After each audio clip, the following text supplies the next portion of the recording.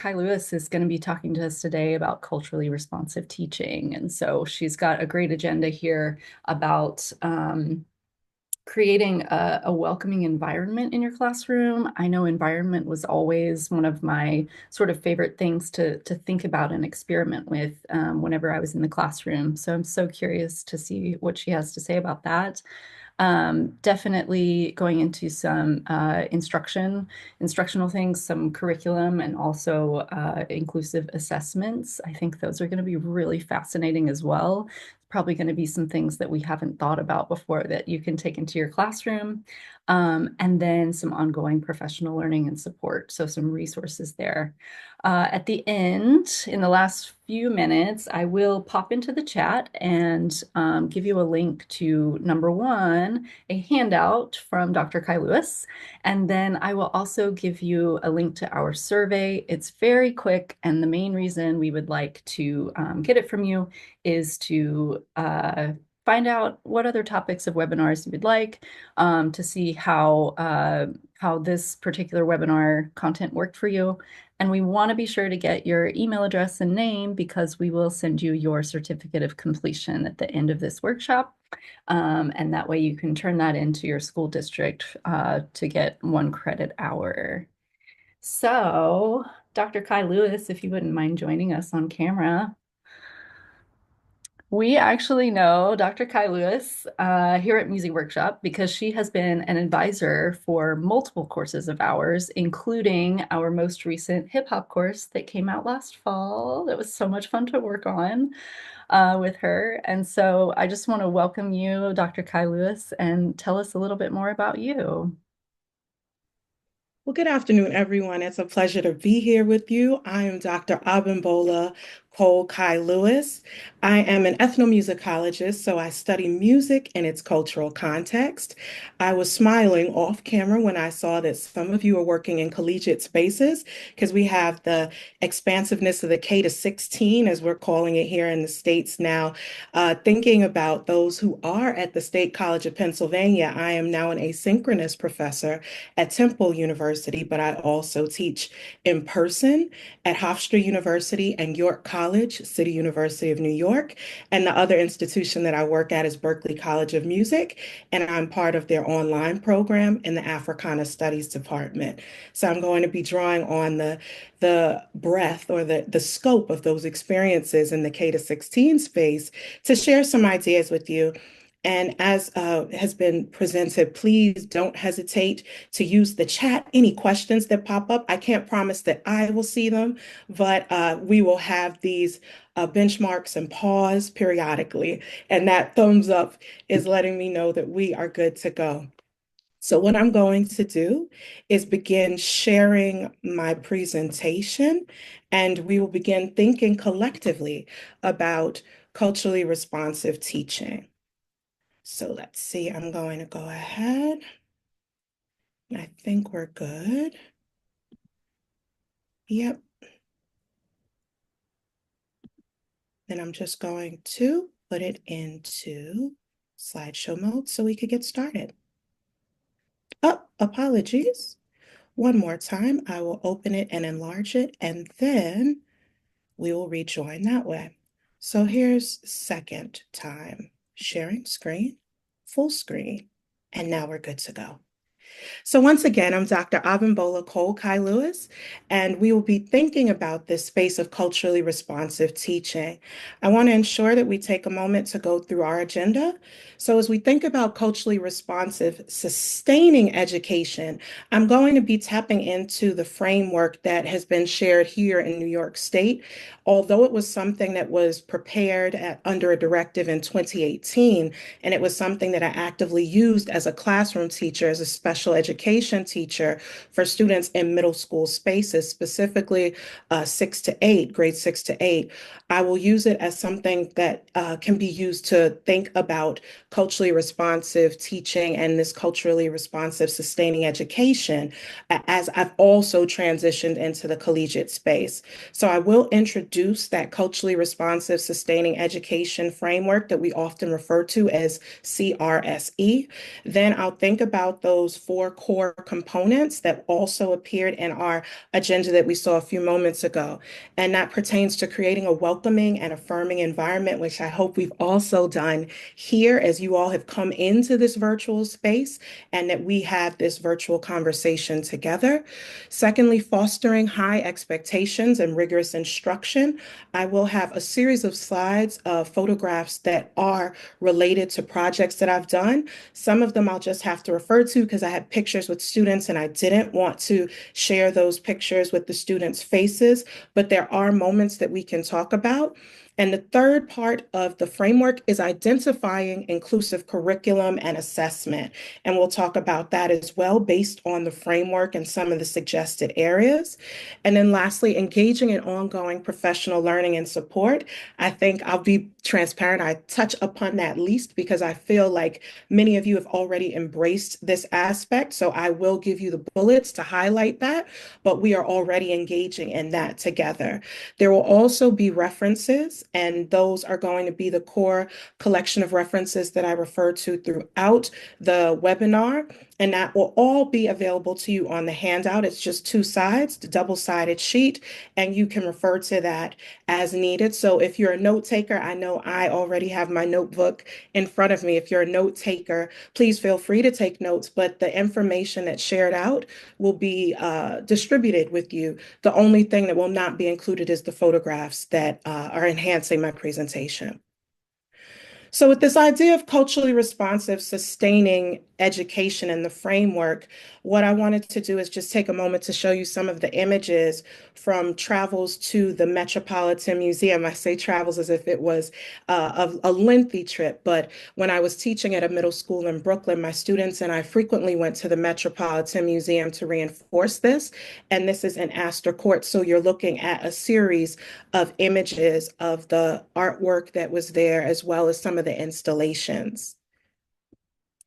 But in terms of thinking about our introduction, the New York State Education Department, commonly referred to as NYSED, published the Culturally Responsive Sustaining Education Framework. It is based on a 2018 research directive. And in thinking about this directive, one of the goals was to think about how we could continue expanding upon our teaching practices, and as we often refer to it as our toolkit, so the things that we're bringing into the classroom to enhance our teaching. So this framework, the CRSE framework, was central to my work as a middle school special education classroom teacher. And while I shared that my students and I went on trips, I was tasked with teaching a series of things in a 12 to 1-to-1 classroom. If you're unfamiliar with that, that's 12 students who are neurodivergent and neurodiverse, and then one core teacher and one paraprofessional. I was responsible for teaching primarily English language arts and social studies. Then, as the city mobilized for phonics, that was something that was incorporated. At different periods, I've also taught science and math. But in thinking about this, I felt that English language arts and social studies were perfectly suited for applying CRSE. And I'll talk more about that briefly. But districts promoted the expansion of school-wide CRSE initiatives and programming. So that entailed the curricula that were being rolled out within schools. There were also study groups, or inquiry groups, I think is more accurate for what the title would be, to think about ways to enhance this. And there are also programs that were developed across districts to find ways to get teachers into action research initiatives, to continually think about ways of refining teaching practices to make their practices more culturally relevant. So in my former district, this led to the formulation of the Equity Fellows Program for district-wide administrators, staff, and teachers. And it was in the Equity Fellows Program that I really started to think about the ways in which the arts, so not limiting it to simply music, but thinking about music and the arts, like the artworks that are in collections, such as locations like the Metropolitan Museum of Art, could be used to enhance engagement. So thinking about how this arts-based education programming could really help students thrive and stretch their experiences in the classroom and beyond. My action research explored how the incorporation of arts programming can be used to enhance student engagement. And one of the things that I think is also key, thinking about this work that evolved during the pandemic. I was speaking with Sarah before the webinar started about the ways in which we navigated Zoom and teaching throughout the pandemic, thinking about this period between 2020 and 2021, even rolling into 2022, and thinking about ways to bring learning alive and ignite students' learning in new ways. So my work drew upon research conducted as a member of the Apollo's Education Advisory Committee and the Metropolitan Museum of Art's Professional Learning Community, commonly referred to as the PLC. And I was part of the Apollo's Education Advisory Committee for a 3-year period between 2019 to 2022. And it started to taper off after I transitioned out of the K to 12 space and worked and started working in collegiate spaces. And the Metropolitan Museum of Art's PLC was something that I had the opportunity to apply and participate in during the pandemic. So thinking about bridging that year 2020 to 2021, I was tasked with working alongside a teaching artist who led a number of virtual explorations of artists such as Jacob Lawrence. I was also tasked with designing virtual museum tours, so finding artworks in the actual collection at the Met, and sometimes tapping into the Met's education department to see if they could send me digital images that I was able to use over the course of that period to really think about ways in which we could make our learning more engaging. So today's webinar will highlight aspects of CRSE, culturally responsive and sustaining education, in my time teaching in New York City public schools. I will use the 4-part CRSE model to structure our work together today, and supplemental details and images will be featured for moments attending events at the Apollo and the Metropolitan Museum of Art, such as those 3 initial images from Astor Court. So based on some of the details appearing in this introduction, what are some preliminary questions that you may have about culturally responsive teaching? Yes, I have the slides and the images, and yes, we can delve into this work, and I can share a series of examples, but I'm wondering if you all could drop that into the chat. What are some of the questions that you have related to culturally responsive teaching? Or if you're unfamiliar with this notion of CRSE, culturally responsive, sustaining education, what are some questions you may have related to that? I saw that something popped up. So Yeah, I'll actually just read them out loud in case not everyone's looking at the chat. So we've got one thank you.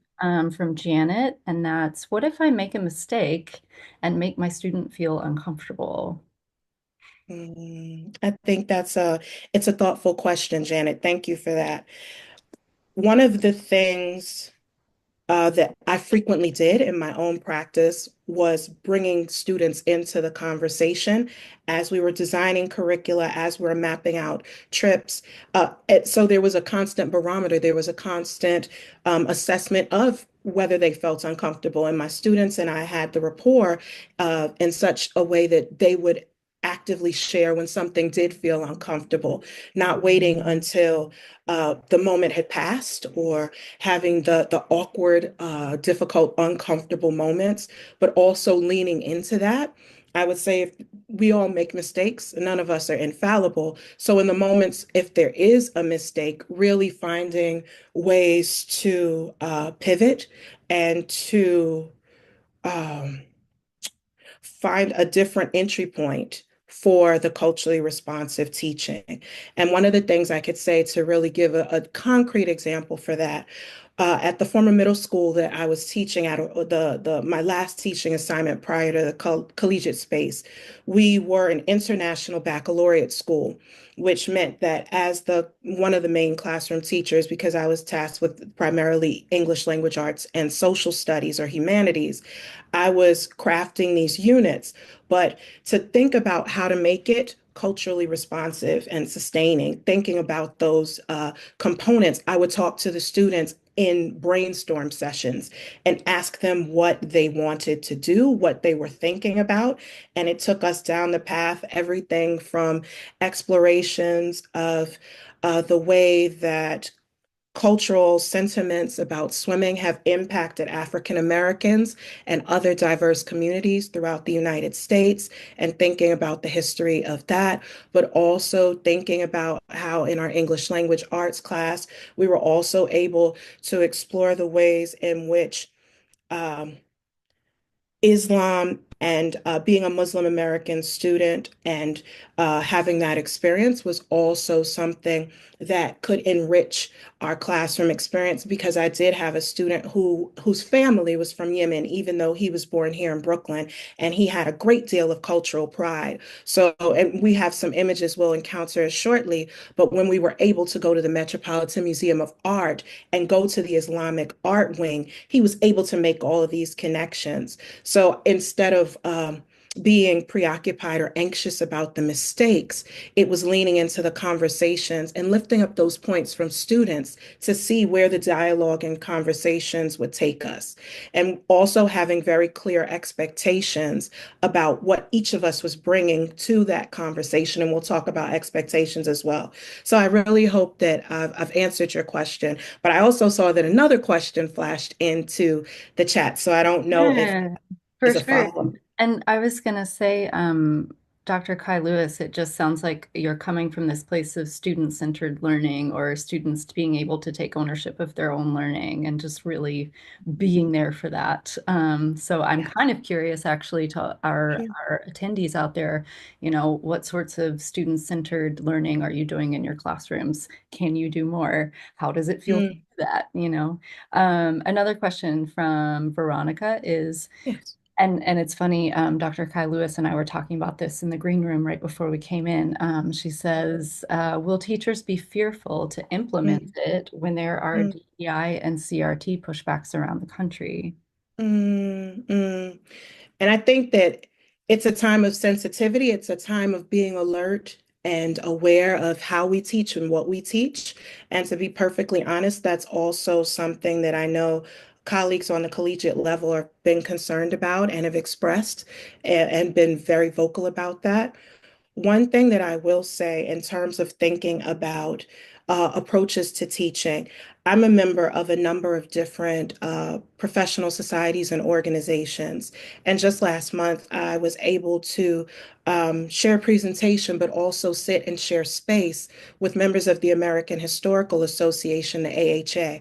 And the guidance that they were saying is really to um, find out the best ways to approach learning within your unique classroom learning environment, within your school district, within the um, the governance or the direction of your school superintendent. Because for me, recognizing in New York, I'm in a very diverse space. New York, and as I'm speaking to you, I'm someone who's Sierra Leonean American, and then there's all of these other cultural strands, and also very much American. So thinking about the space of DEI and thinking about all the things that we're hearing in the news, I would say just finding out what the landscape is where you are specifically, and moving confidently in that space, but also moving within the space that is established within your school community. And I know that's going to vary. And I know that there's also a range of different backgrounds and experiences, as people have shared. They're coming in from Australia. There are other people who are on the West Coast. There are people who are all um, spread across North America, the United States, and around the world. So I think that the circumstances will be very different. If I'm thinking about the diversity and the experiences in Australia, that would be one story. If I'm thinking about diversity here in New York, that's yet another. And I saw there were also people from Massachusetts. So thinking about how each unique um, enclave, community, school, I would say even down to classroom, is built and suited for that work. I would say don't feel defeated, but find the strategies that work best in your unique circumstances. And I hope that's helpful. And I hope that you're able to teach in such a way that you can be responsive, that to the cultures of the students that are before you, as well as to reflect the broader cultures that are represented in your respective school communities as a whole. I don't know, were there any other questions? I want to be mindful because I know sometimes I tend to teach like we have 3 hours, and I I wish know we I wish have we 30 minutes. did. I I wish we know did have that much time with you. Let's just continue with your presentation and then we'll do. we We'll do. will take some questions as we go along if things come Sounds up, good. or we can And save we'll them. see where we land. We'll see how the questions evolve. And please continue to actively use the chat, even though I will continue on. We can revisit the comments. So thinking about this space of a welcoming environment, I just have these three pictures of the classroom. The last middle school classroom that I worked in, there was a constant discussion of thinking about the ways that we could use images of the students. So I have images in the upper right-hand corner of our trip to the Met, and the students would be actively engaged in selecting the borders that we picked and the fans. Like I would purchase some of these items, but the students had an active hand in it. So it was an exciting moment when the materials would arrive and we put them up because it was a collective labor. The word wall that you see here is based on a community artworks unit that started to become a through line for the work we did at the Met. But I have up imagery of an amazing artist, ceramicist, and potter. He calls himself the village potter, Roberto Lugo, who actually has some things that are on sale at Walmart now, not to plug Walmart, but to say that he's expanded. But he was somebody whose work was also, as we'll see briefly, included in the collection at the Met in the Afrofuturist period room. And we'll think about that. But his imagery was up as part of the word wall. So for students that had different entry points with their literacy, they had both the image and the actual words that were printed on the sheets that were put up. And this was rotating. It's not that these core images stayed up, but that was for that particular unit. And the picture on the bottom is just the picture beneath, the picture behind the desk that I used to have. So putting up images that are related to artworks that my friends created. I had up a pennant banner from my sorority, Alpha Kappa Alpha Sorority Incorporated. And I also had up a project that I did with the students as an exemplar, as a constant reminder of the work we were doing together. But when we get back into the framework, a few strategies used to create a welcoming environment are classroom welcoming rituals. We'll talk briefly about that. I am a strong believer, even though I was silent as you all entered this space and we were listening to Take Five. I think that it's interesting to think about the space of radical welcoming and radical hospitality. And we'll talk about that because I've been seeking to practice that since I first learned about it in 2021 through Lincoln Center. So we'll think about that. Another strategy that we used in my classroom space was practicing daily meditation and yoga. I have a Peloton account, and I am not one of the hardware Peloton users. I'm not on the tread, I'm not on the bike, but I do frequently use their yoga and their Yoga Anywhere series. So students, we would practice implementing 5 or sometimes 10-minute yoga practices throughout the day. Oftentimes we think of it as brain breaks, but finding ways to incorporate um, that into our flow of the day. It was a great way to start the day with meditation. When students come in, sometimes they'd be flustered. They'd have a breakfast sandwich in one hand and orange juice in a backpack, and they would be hot after coming up 4 flights of stairs. So that cool down time was useful. I shared earlier, another strategy is including photographs to the classroom space, then playing chill hop playlists. I stumbled upon chill hop with the little raccoon and the characters in the pandemic. And it was something that was incorporated into online school-wide social emotional learning efforts and online gatherings. But that playlist, it got us through frustrating times. It also got us through times when we needed background music for work.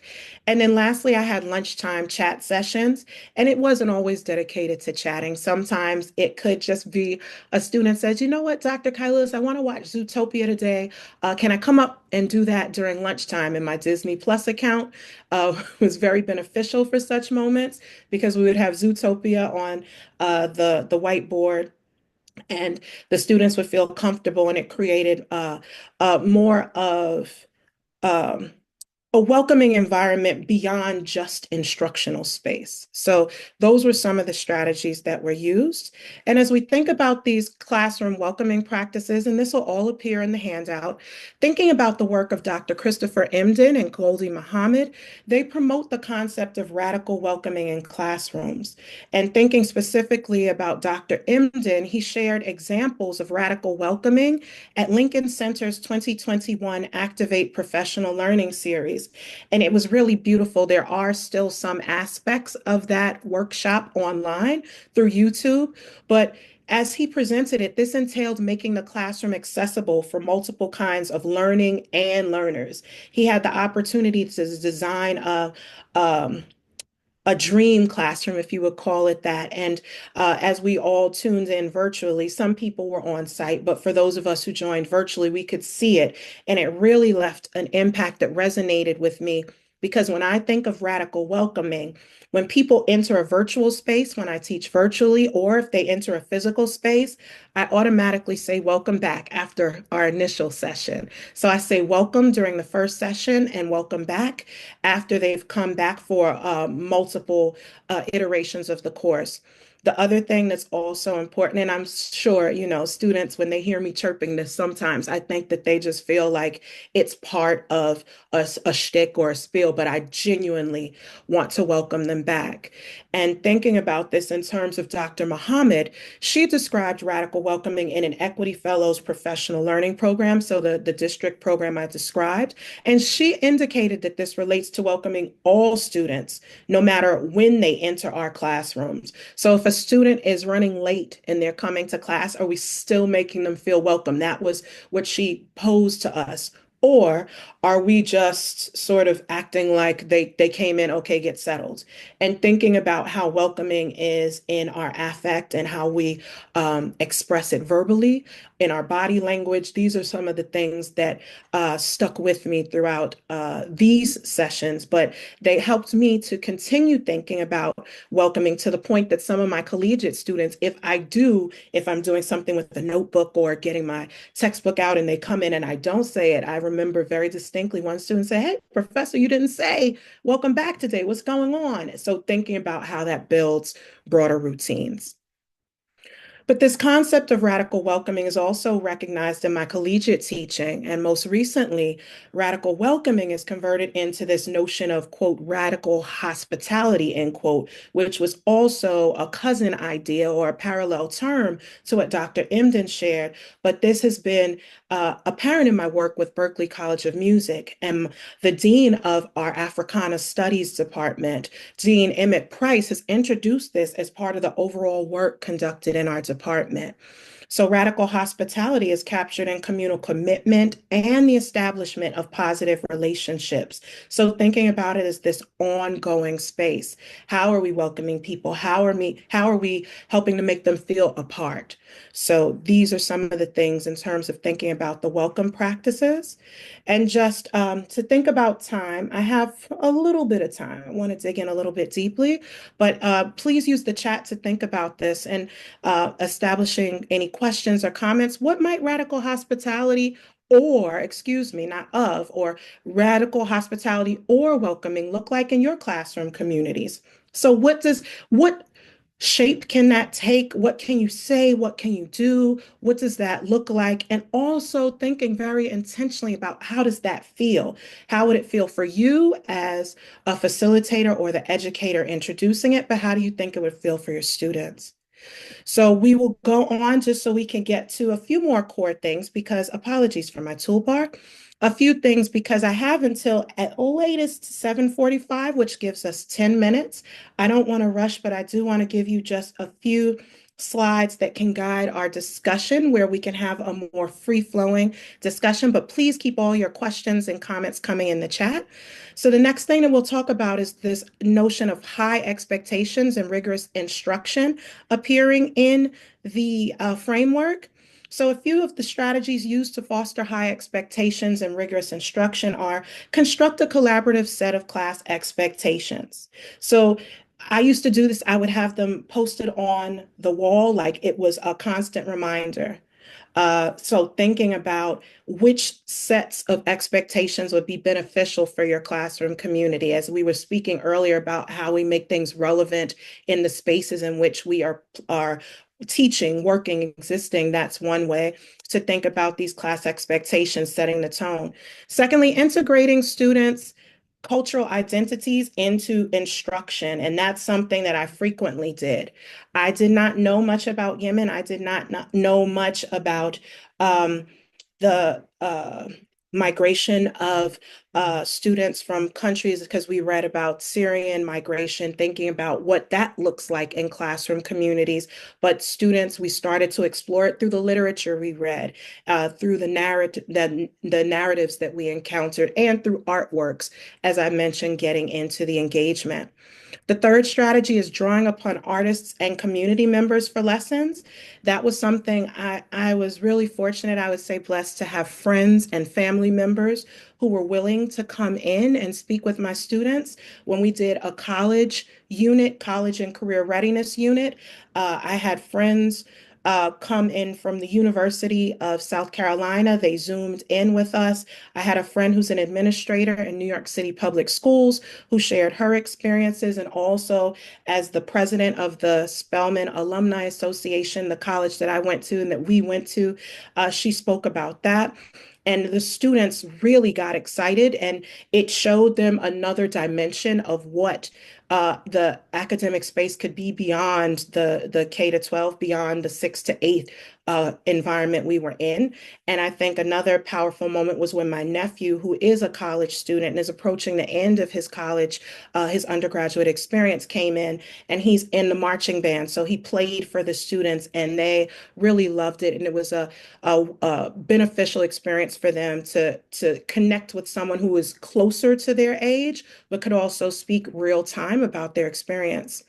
So, a few more strategies are using elements of students' personal experiences within communities, even as students travel back to home countries. There were students who would share about the vacations and come in and bring pictures and share excitedly about what had happened when they were able to visit relatives in other locations. And the last strategy, which will dovetail with what we're about to look at, is implementing project-based learning. So one of the ways that we brought the arts and project-based learning into the classroom was thinking about uh, tying in local arts institutions. And the Brooklyn Academy of Music was, I would say, we walked very slowly. So it was about a 15-minute walk from the school where I taught. But it's a local New York institution, but it's a hub for the arts in Brooklyn and one of the five boroughs. So thinking about Dance Africa 2023, it was a celebration of Ghanaian music and culture.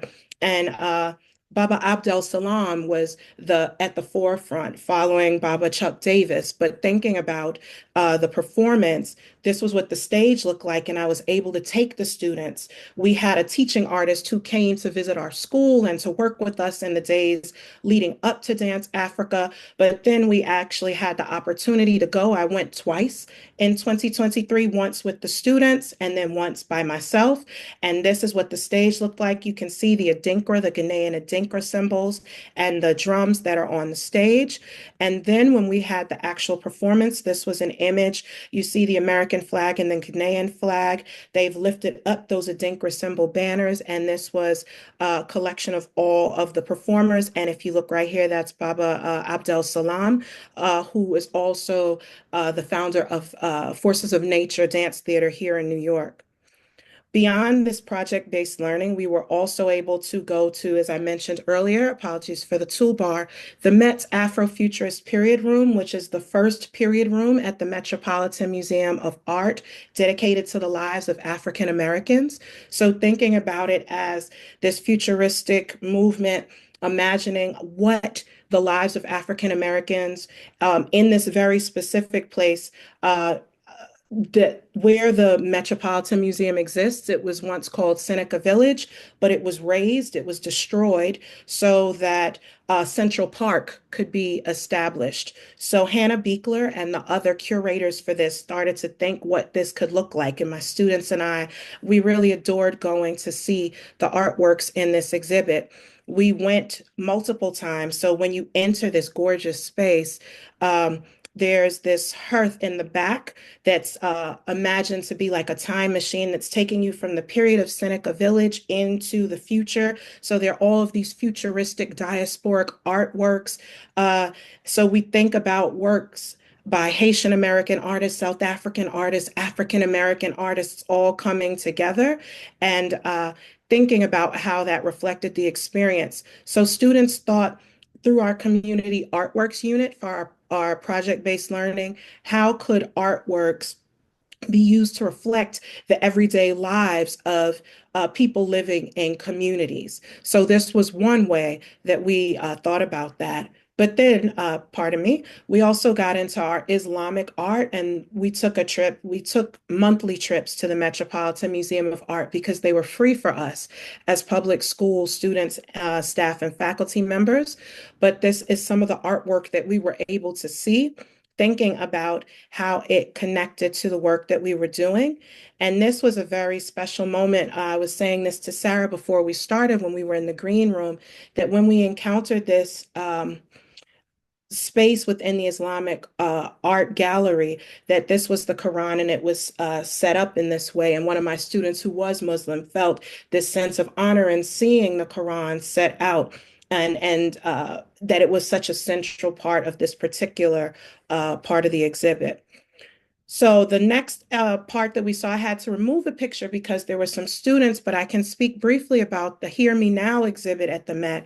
Hear Me Now it was really an extraordinary experience because as even as an adult, oftentimes one of the sets of expectations I give to my collegiate students is avoid assumptions, ask questions. And this had me asking many questions. These are pots that were created by David Drake, an enslaved African American man who was known for making these massive pots. And these pictures do not even capture the scale. These are very, very large, large pots that were intended to hold things such as grain. But the thing, and you can't really see it as distinctly here, but there are etchings. Mr. Drake was able to etch couplets into the pots. And this was something that was very controversial for the time. There is also a belief that he was severely reprimanded for that. And that's something we could talk about maybe during the Q&A. But to be in the space of seeing these pots and to think about what was considered quote unquote industrial enslavement, where people were producing these pots at a major um, factory space where they were being moved throughout South Carolina and using the rich clay that's there. And it was something that also became this continuum, thinking about the space going from David Drake's pots into the space of thinking about contemporary potters. So my students, we can't look at those pictures, but there were artworks that were related to today. And we were thinking about, once again, the communities from which these artists or artisans, the potters, ceramicists emerged from, and how this artwork reflected their lives. This was an artwork. As someone with locks, I was fascinated by this work. This is one of the more contemporary works that we saw. It's by an artist called, her name is Adebunmi Badebo. And what we see is she went into spaces of the South where enslaved Africans were involved in rice cropping and sifting the rice and the process of doing that.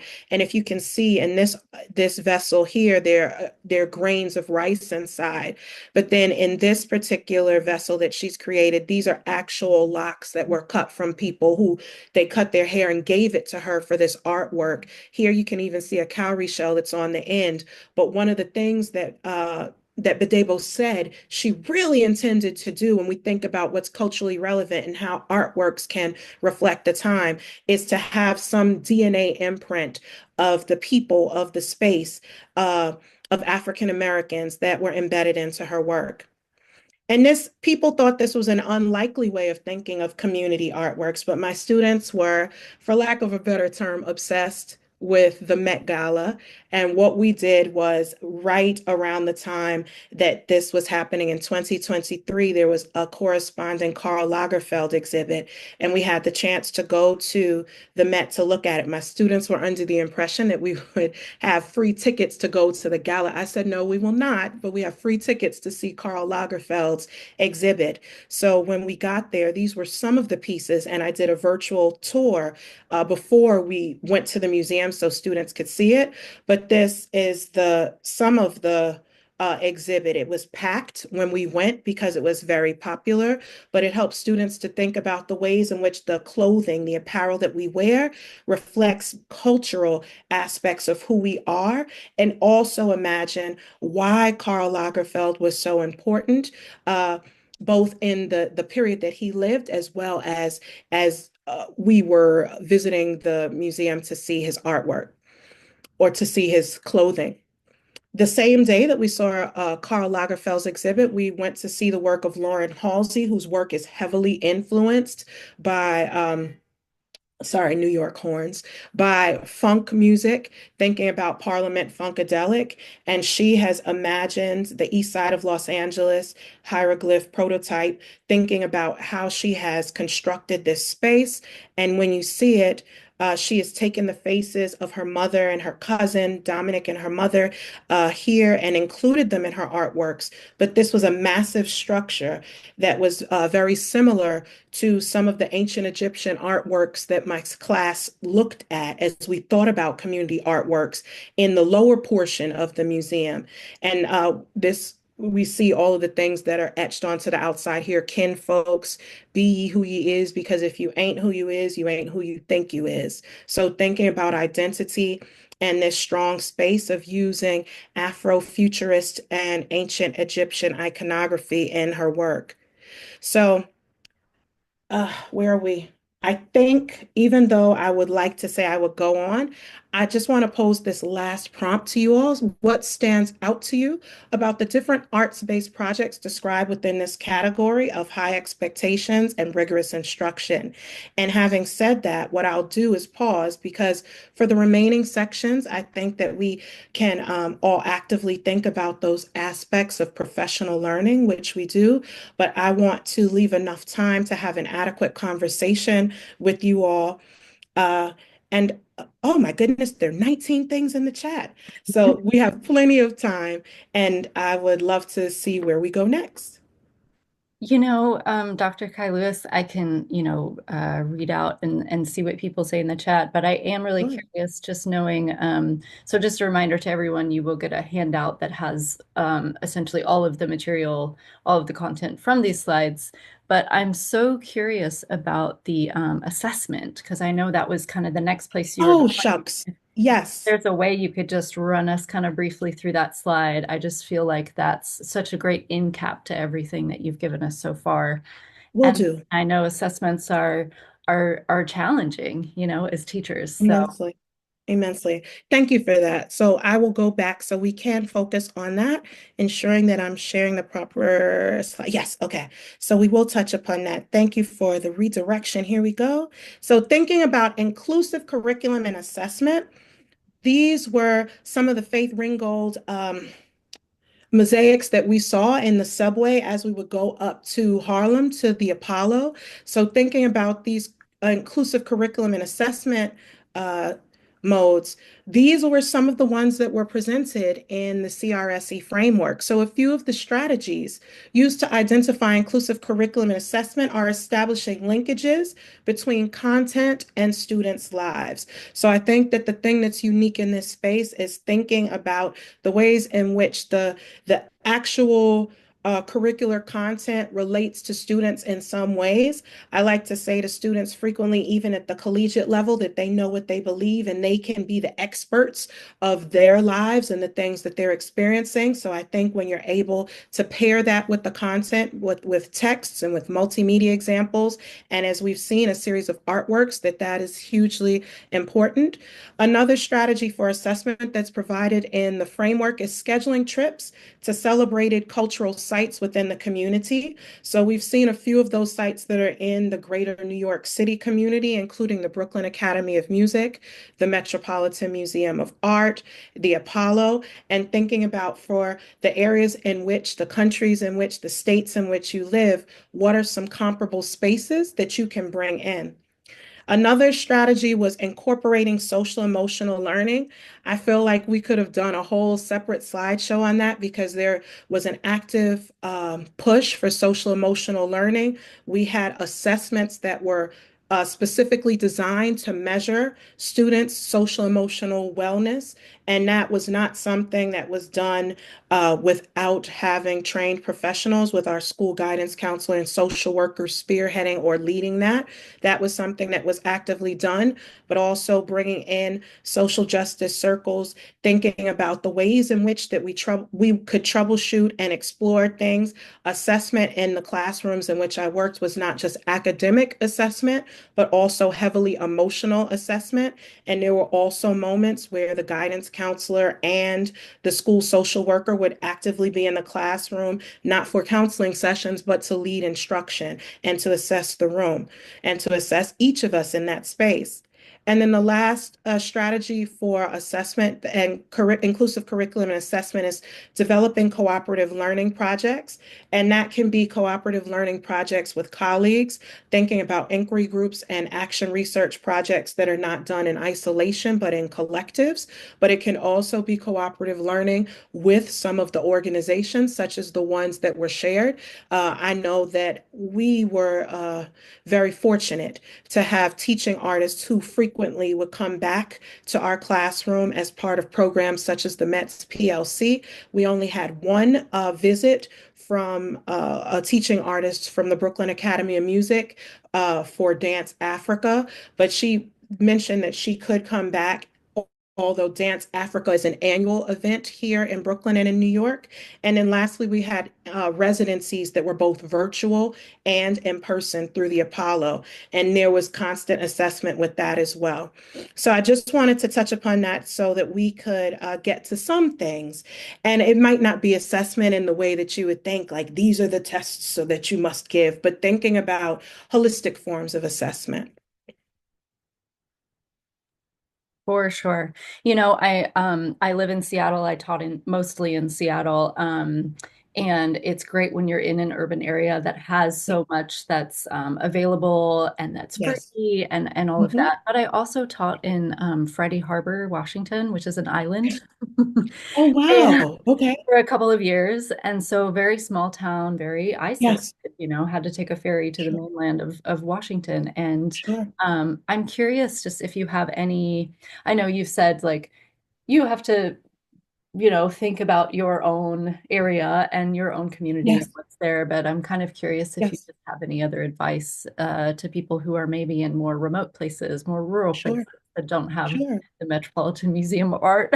But you always, the thing that I learned, and I am a huge advocate, it's one of my, and I tell everyone it's one of my favorite places in the whole world. You could go in there and you just get lost in the galleries. The Met has a lot of artwork that's available online. So you can design online tours. They have constant programming that's happening online.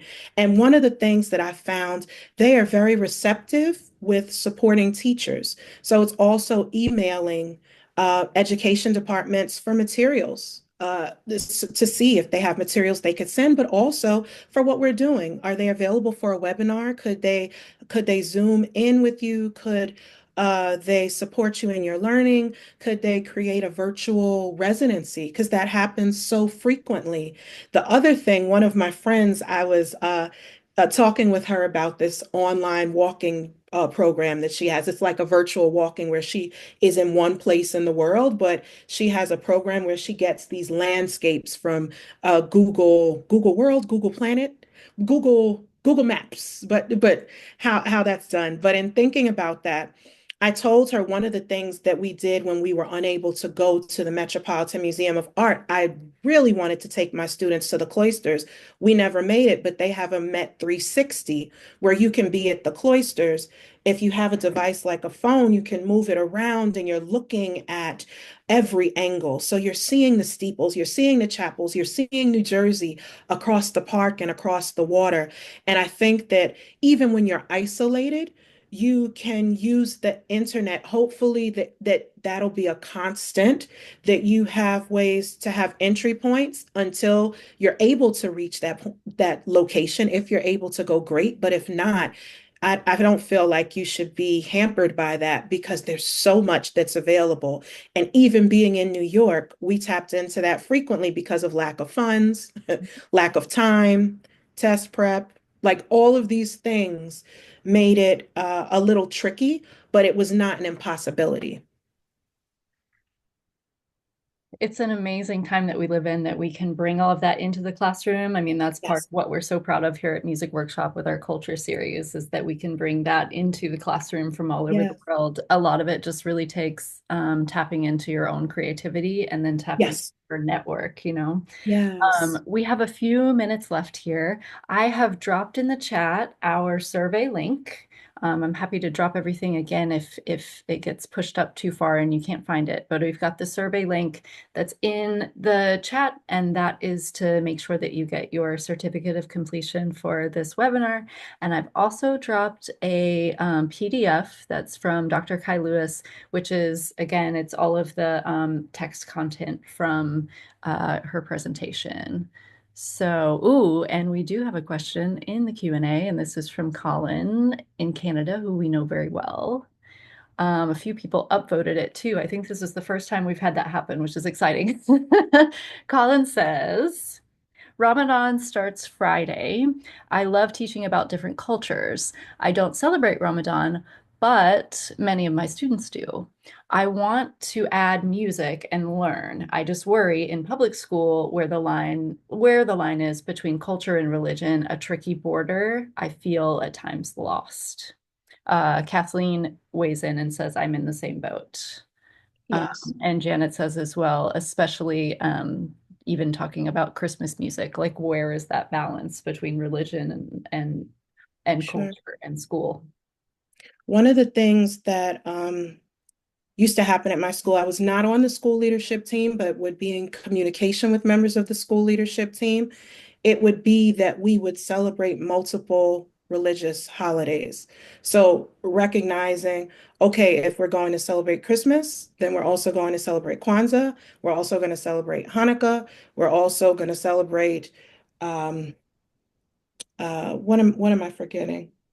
No, that's all of them because we didn't do Three Kings Day. We never got to that. But thinking about how you can celebrate multiple holidays so it's not one over the other. Another thing that we did in terms of thinking about religious holidays, when Ramadan would come, a lot of the students who were fasting, they would have separate rooms that were set up so that they could pray at certain times of the day. And that was something that was made available. In terms of teaching, I know that that was more along of Colin's question. I would say if there's a way to tap into community members, it's not for us to know everything or to pretend that we're experts of things that we're not. There may be people from the community, and not saying that it has to be a religious leader if you're uncomfortable. Could a student's parent come in to speak, or could they film a presentation on their phone, or could they video something that could be a short blurb? Or correspondingly, is there something that is happening at a local mosque that it could be used somehow in instruction? I think that there's so many entry points, but I don't want to just spew out suggestions because, like I was saying, Colin, I think that it is very much driven by your school community, your classroom community, and sort of the culture of your building. So I think that it would be wonderful to celebrate Ramadan.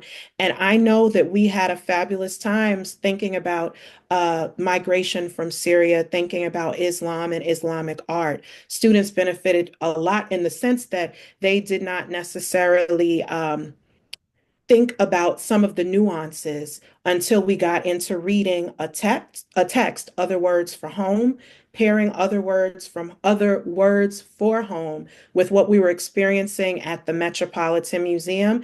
And then we had a student who felt very comfortable sharing about his experiences going to the mosque, being from Yemen, although Yemen is definitely not Syria. I didn't want to isolate him to say, you have to be the student who shares. He felt confident and proud to share. So I think that was a space where it worked and we could tap into, when we go back to assessment, students' experiences, we tapped into the experiences, but simultaneously, students had a different perspective about that student who had never really spoken much about his religion. So it was helpful in our classroom community. This has been so fantastic. Dr. Abimbola Cole Kai-Lewis, everybody. I just wanted to throw up this final slide here. Our K2 hip hop course should be going online tomorrow. This was the course that Dr. Kai Lewis helped us with. We have our grades 3 through 8 version of it out. It's been out since fall, but we've taken it, pared it down a little, added some more interactive things into it. And so it's going to be good for those K through 2 students. And that should be up on the website tomorrow. Also, by next week, we're hoping to have our Music of South Asia course launched. And then we are going to be working very soon, beginning working on our Music and Life course, which is music in the brain, music and emotions, music in our bodies. We also have our Cody's Classroom that's coming up. This is Dr. Cody Raven Morris, who is filming little bite-sized, classroom tips and tricks with us. And then this spring, we will have another Sound Waves concert series as well. Just want to thank everybody for being here, and most certainly thank you, Dr. Abimbola Cole Kai-Lewis. We just love working with you. I love listening to you. I learned so much today. I hope everybody has something new to take away, something to inspire them. We've got lots and lots of thank yous in the chat if you want to check that out, Dr. Kai-Lewis. I'm so appreciative. Thank you all for this feedback. Thank you.